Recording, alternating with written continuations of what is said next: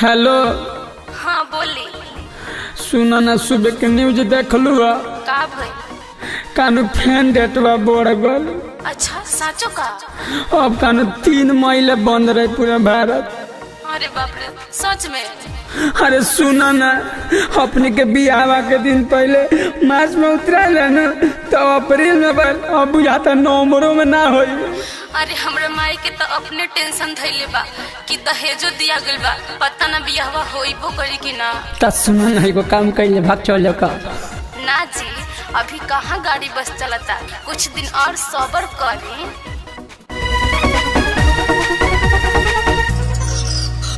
शादी ना होता सपना तावे मन, अप्रैल महीने पूरा भारत बाबन। अच्छा जी खुली नु। शादी ना होता सपना तावे मन, अप्रैल महीने पूरा भारत बाबन।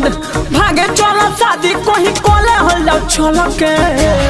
ई ना होई हम हाथ मलता नी तो सुत मल के। अरे कथे से मलता रू साबुन से कि सैनिटाइजर से?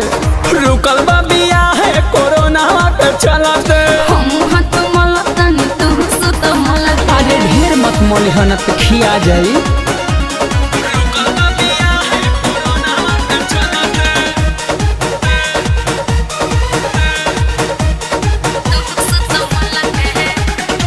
कोइलो से नहीं होता वे कंट्रोल हो, घर ही बैठ के चिलो राजा तू हो।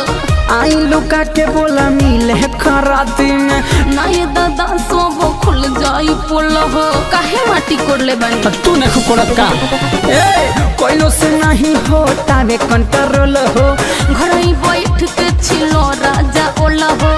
आई लुका के बोला मिले खराती में। ना ये दादा सब खुल जाई पोल हो। काट नहीं पावा तनी एक पलक। बाबूजी खेला हम हाथ मलता नी तो सुत मल के। अब हमरा सब के लेना रहे या तक के छोड़ दे। सुत मल के। रुकल बा बियाह है कोरोना के चलते। हम हाथ मलता नी तो सुत मल के। जाए कोरोना तहरा बहिन के। हम हाथ मलता नी तो सुत मल के।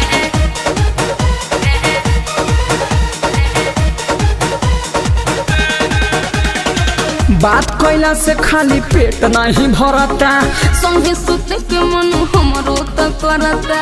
कोनो उपाय के पढ़ायावतानी। अइहो न ससुर से मन बड़ डरता, निज ऐसन कबो न करे। अब मत डहकावा। बात कैला से खाली पेट नहीं भरता, संगे सुते के मन हमरो त करता। कोनो उपाय के पढ़ायावतानी।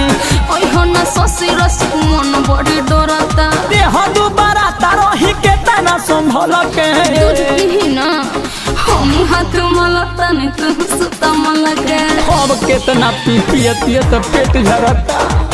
सुत मल के। ए रुकल बा